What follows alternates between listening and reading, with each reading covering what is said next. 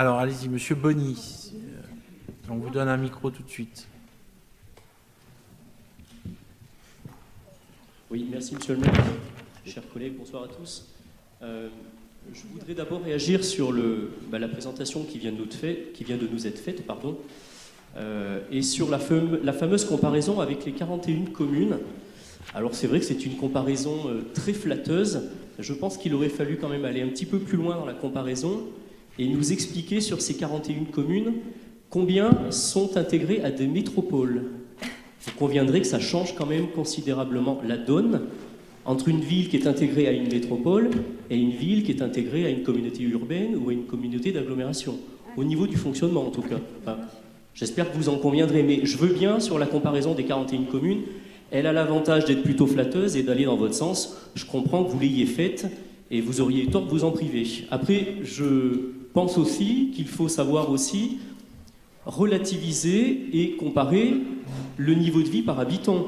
Vous nous parlez de la fiscalité, il faut quand même tenir compte du niveau de vie par habitant. Il est différent d'une commune à l'autre, et la pression fiscale de 100 € sur un contribuable clermontois n'est certainement pas la même que 100 € sur un contribuable habitant à Tours. Donc voilà, il y a des comparaisons, je pense, que vous pouvez faire, c'est bien de les faire, mais attention de ne pas trop en abuser, parce que ça finit par se voir que ce sont des comparaisons qui ne sont pas sincères. Alors pour revenir sur la présentation de ce budget primitif qui vient de nous être faite, je voudrais aussi rappeler qu'elle arrive quand même après une série de titres peu élogieux décrochés par notre ville. Je rappelle, deuxième place sur le podium national pour les hausses d'impôts, plus 36% en 10 ans. Donc c'est vrai, Madame Canales, vous en entendez beaucoup parler, mais nous aussi, et la presse nationale s'en fait aussi l'écho.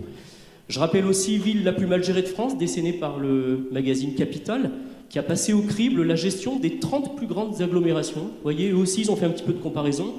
Ils ont pris certains critères dont on vous parle souvent, la dette, la fiscalité, les dépenses de fonctionnement. Donc vous voyez, il y a des comparaisons qui peuvent se faire aussi, et d'autres les ont fait pour vous. Je dirais que sur les conclusions de ces différentes études qui ont été faites par la presse nationale, nous n'avons pas été surpris. Les conclusions rejoignent largement les remarques que nous avions faites encore récemment lors du rapport d'orientation budgétaire et plus globalement celles que l'opposition vous fait depuis de très nombreuses années. Avec ce budget primitif, finalement, vous ne changez pas de logiciel et vous continuez comme si de rien n'était. Alors pour rentrer un petit peu dans le détail, les dépenses de fonctionnement, elles continuent de filer, oui, insidieusement, mais c'est encore plus 2,2%, avec un poids des dépenses de personnel qui, contrairement à ce que vous dites, n'est pas contenu. Et je ne veux pas revenir sur les principales causes. Là aussi, il y a des études et des enquêtes sérieuses. Je citerai par exemple la Chambre régionale des comptes, qui vous épingle très régulièrement en pointant l'absentéisme record dans notre collectivité, qui est certainement dû à votre mauvaise gestion des ressources humaines. Nous constatons aussi dans ce budget un véritable paradoxe, malgré que vous nous dites, mais j'y reviendrai, que l'endettement diminue. On peut voir quand même que l'endettement il est en hausse, alors que les dépenses d'équipement sont en repli de 5 millions. Alors oui, vous nous expliquez, on est en début de mandat, certainement, mais quand on a deux indicateurs comme ça qui s'opposent, c'est quand même pas très logique. Et là aussi, je rejoins ce que je disais en introduction, il faut aussi mettre en perspective avec le fait que de nombreuses compétences, et il n'en reste plus beaucoup à la ville, sont aujourd'hui transférées à la métropole. Donc à quoi sert réellement cet endettement ? Alors vous nous répétez, je le disais, que vous désendettez la ville. Or je pense que là aussi, il faut aller un petit peu dans le détail, souvent le diable s'y cache, et regarder les chiffres d'un petit peu plus près, et regarder notamment notre volume d'emprunt. Alors je vais m'arrêter un instant sur notre autofinancement et sur notre volume d'emprunt. Vous le savez, l'autofinancement, il vient dans la section d'investissement lorsqu'on a retiré les dépenses de fonctionnement aux recettes de fonctionnement, et il sert à financer l'investissement, mais il est mobilisé en premier lieu pour rembourser les emprunts. Or, dans ce budget 2022, le remboursement des emprunts s'élève à 19 millions, alors que notre autofinancement, lui, est de 18 millions. Ça veut dire concrètement qu'on a un autofinancement qui ne suffit même pas à rembourser le volume d'emprunt. Alors, lorsque pour rembourser ces emprunts, on a recours à la dette, c'est quand même le signe que nous ne sommes pas forcément sur la bonne pente. En tout cas, c'est le symptôme manifeste d'une mauvaise gestion, vous en conviendrez. Et je le redis, je l'avais dit lors du rapport d'orientation budgétaire, la dette, c'est les impôts de demain, c'est les impôts que vous nous servirez demain et après-demain. C'est en tout cas l'héritage que vous laisserez aux générations futures. Et encore une fois, une dette pour faire quoi? Pour quel résultat concret? Pour quel investissement innovant et structurant à l'échelle de notre ville? Vous l'avez dit, vous en avez parlé un petit peu brièvement, mais moi je voudrais quand même insister là-dessus, les recettes de la ville sont en baisse. C'est un critère qu'il ne faut pas négliger. Les subventions perçues sont divisées par 4. Vous en avez donné quelques raisons. Certaines, effectivement, sont sincères, j'en conviens, mais c'est comme ça. Les recettes issues du fonds de compensation de la TVA sont aussi en repli. De même pour celles issues de la taxe d'aménagement, et vous en avez donné les raisons. Mais au final, on a quand même des recettes en baisse, avec des impôts qui n'augmentent pas. Alors là, je suis désolé, je ne voudrais pas que le contribuable clermontois se réjouisse trop vite en vous entendant. Oui, ça n'a pas augmenté pendant 5 ans. Enfin, il faut rappeler quand même le matraquage fiscal en 2016.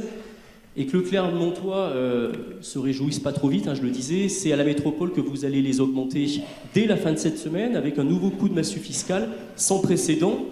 Donc voilà, je pense que raison gardée et un petit peu de modestie sur votre action sur le levier fiscal. Alors vous programmez 40 millions de dépenses d'équipement face à ces recettes qui baissent. Comment comptez-vous les financer sans avoir recours à la dette? Encore une fois, il faut poser le problème. Et d'ailleurs, c'est inscrit dans le budget primitif, vous avez un emprunt d'équilibre de 31 millions d'euros et naturellement, vous serez obligé de le mobiliser. Alors sur ces 40 millions de dépenses d'équipement, je voudrais m'arrêter aussi dans le détail sur quelques points. Vous nous avez expliqué que vous consacriez 3% à la salubrité et à la tranquillité publique. Si on isole les deux critères, c'est même seulement 1% consacré à la sécurité de nos concitoyens sur les dépenses d'équipement, en l'occurrence à travers la vidéoprotection. Alors c'est peu, mais vous progressez et je pense qu'il faut même vous féliciter. Je rappelle qu'en 2014, monsieur le maire, vous étiez farouchement opposé à la vidéoprotection ainsi qu'à l'armement de la police municipale. Donc on ne peut que se féliciter, même si vous progressez lentement, mais de voir qu'enfin vous vous rangez aux propositions de l'opposition qui vous interpellent depuis des années sur ces sujets et que vous ayez accepté notamment d'équiper nos agents qui sont sur le terrain d'un armement, d'abord pour assurer leur propre sécurité, et c'est bien légitime. Je ferme la parenthèse. Enfin, vous nous annoncez un budget responsable, volontariste et exigeant. Moi, je n'ai vu qu'un budget peu responsable, peu ambitieux et plutôt laxiste, où on ne voit pas beaucoup l'effort qui est fait pour réaliser des économies, ni pour améliorer sensiblement le cadre de vie des Clermontois. La seule chose bien visible qu'on peut concevoir dans ce budget, effectivement, sur la réponse de proximité dont vous avez parlé, c'est effectivement la gratuité des transports le week-end. Vous nous l'annonciez tambour battant le mois dernier comme un cadeau fait aux Clermontois. En vérité, nous assistons à un dérapage des charges de gestion courantes, et ça se matérialise par une subvention de 700 000 € versée au SMTC. Alors, on ne le découvre pas, vous ne l'aviez pas caché, mais si pour vous les services publics doivent être gratuits, ce budget devrait quand même vous rappeler qu'ils ont néanmoins un coût pour la collectivité, donc pour le contribuable. Vous voyez, Madame Canales, c'est comme la démocratie, ça n'a pas de prix, mais ça a un coût. Ce budget 2022, il est finalement dans la lignée des budgets précédents de votre majorité. Il repose sur des dépenses qui filent, financées tantôt par les impôts, tantôt par la dette. Ce budget, il est fidèle à l'idéologie socialiste incarnée aujourd'hui par votre maîtresse à penser, Madame Hidalgo. Une idéologie sanctionnée et créditée à peine 3% par tous les instituts de sondage. C'est dire si cette idéologie est très éloignée des attentes de nos concitoyens. Les bonnets d'âne, malheureusement, continueront donc de nous être décernés par la presse nationale. Nous resterons tristement la ville la plus mal gérée de France, puisque vous ne changez pas votre logiciel. Les acteurs du monde économique local commencent d'ailleurs à s'inquiéter sérieusement de cette dérive, mais pour autant, vous restez sourds et aveugles, enfermés dans vos convictions passéistes. Vous ne prenez toujours pas la direction d'une gestion saine et responsable de notre ville et de ses finances, et c'est pourtant la seule option sérieuse, responsable, qui nous permettrait de dégager des marges de manœuvre et des ressources indispensables pour relever les nombreux défis que notre ville devra relever demain. Donc pour toutes ces raisons, nous voterons évidemment contre ce budget primitif 2022. Je vous remercie.